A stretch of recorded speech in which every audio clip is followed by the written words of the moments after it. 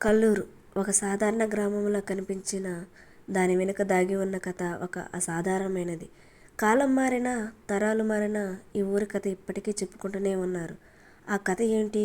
ఎందుకు ఇప్పటికీ గుర్తుంది? తెలుసుకోవాలంటే ఈ వీడియోను పూర్తిగా చూడండి. కల్లూరు కాలాన్ని దాటిన ఊరి కథ. తెల్లవారుజామున పొలాల్లో మంచు తడిసిన వరి మొక్కలు, దూరంగా వినిపించే కోడి కూతలు, అదే కల్లూరు. ఇది ఒక ఊరు మాత్రమే కాదు, ఇది తరాల జ్ఞాపకాల గూటి.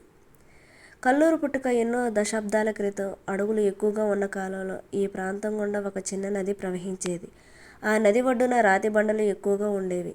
ఆ రాళ్ల మధ్యగా నీరు పారుతూ ఉండడంతో ప్రజలు ఆ ప్రాంతాన్ని కల్లు ఊరు అని పిలవడం మొదలుపెట్టారు.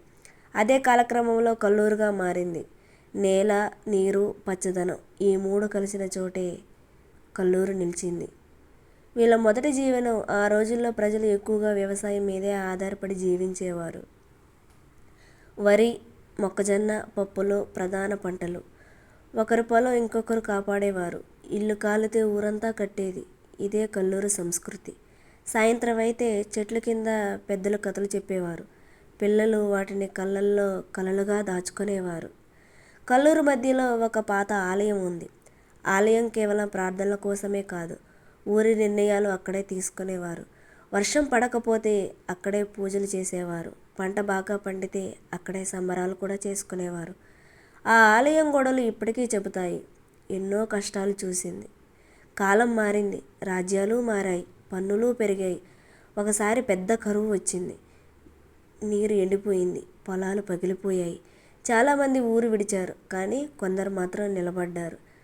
ఇది మానేల, ఇది మమ్మల్ని వదలదు అని నమ్మిన వాళ్ళ వల్లే కల్లూరు మళ్ళీ బతికింది.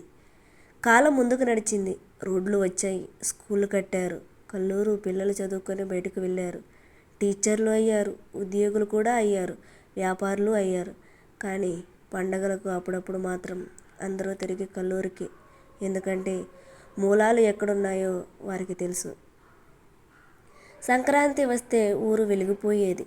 హరిదాసుల పాటలు, గంగిరెద్దుల ఆటలు, పిల్లల నవ్వులు.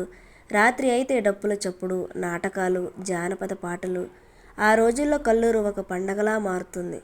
ఇప్పుడు కల్లూరు మారింది. సిమెంటు ఇళ్ళు వచ్చాయి, మొబైల్ ఫోన్లు వచ్చాయి. కానీ ఇంకా మారని ఒక విషయం ఉంది, మనుషుల మనసులు. ఇప్పటికీ ఇక్కడ అతిథిని దేవుడిలా చూస్తారు. బాధలో ఉన్నవాడిని ఒంటరిగా వదలరు.